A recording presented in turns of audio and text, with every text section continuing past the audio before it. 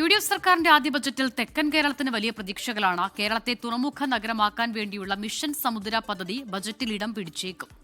IT തീരദേശ മേഖലകൾക്ക് പ്രത്യേക പ്രഖ്യാപനമുണ്ടാകും. പരമ്പരാഗത മേഖലയെ കൈവിടില്ലെന്നും പ്രതീക്ഷയുണ്ട്. അതിജീവനത്തിന്റെയും കരുതലിന്റെയും വിസ്മയങ്ങളായിരിക്കുമോ ബജറ്റിൽ? UDF സർക്കാരിന്റെ ആദ്യ ബജറ്റിൽ വലിയ പ്രതീക്ഷകളാണ് തെക്കൻ കേരളത്തിന്.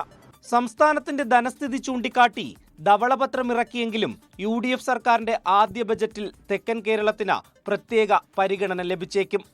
വിഴിഞ്ഞം തുറമുഖത്തെ മുൻനിർത്തി മിഷൻ സമുദ്ര പദ്ധതിയിലൂടെ കേരളത്തെ തുറമുഖ നഗരമാക്കാൻ പ്രത്യേക കരുതൽ ബജറ്റിലുണ്ടായേക്കും. ക്രൂസ് സമുദ്ര പൈതൃക ടൂറിസത്തിന് പരിഗണന ലഭിക്കും. LDF സർക്കാർ തുടങ്ങിവെച്ച മലയോര തീരദേശ ഹൈവേകൾക്കും റിംഗ് റോഡിനും തുകയുണ്ടാകും. കഴക്കൂട്ടം ഉൾപ്പെടെയുള്ള നഗരങ്ങളെ ടെക് ഹബ്ബാക്കി മാറ്റാൻ പ്രത്യേക പദ്ധതി പ്രഖ്യാപിച്ചേക്കുമെന്നാണ് പ്രതീക്ഷ. മുതലപ്പൊഴി ഉൾപ്പെടെയുള്ള തെക്കൻ കേരളത്തിലെ പ്രധാന ഹാർബറുകളുടെ വികസനം പരിഗണിച്ചേക്കും. തിരുവനന്തപുരത്തെ 2ാം മെഡിക്കൽ കോളേജിനും സാധ്യതയുണ്ട്.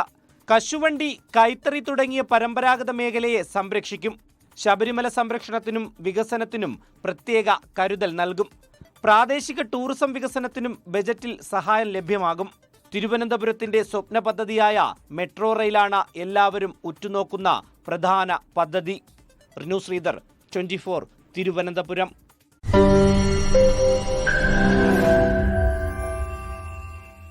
ലോകത്തെവിടെയായാലും ഏത് സമയത്തും 24 വാർത്തകളും ഓഗ്മെന്റഡ് റിയാലിറ്റി പാക്കേജുകളും എക്സ്പ്ലെയിനറുകളും വിശദമായി കാണാൻ ഞങ്ങളുടെ YouTube ചാനൽ നിങ്ങൾക്ക് സബ്സ്ക്രൈബ് ചെയ്യാം.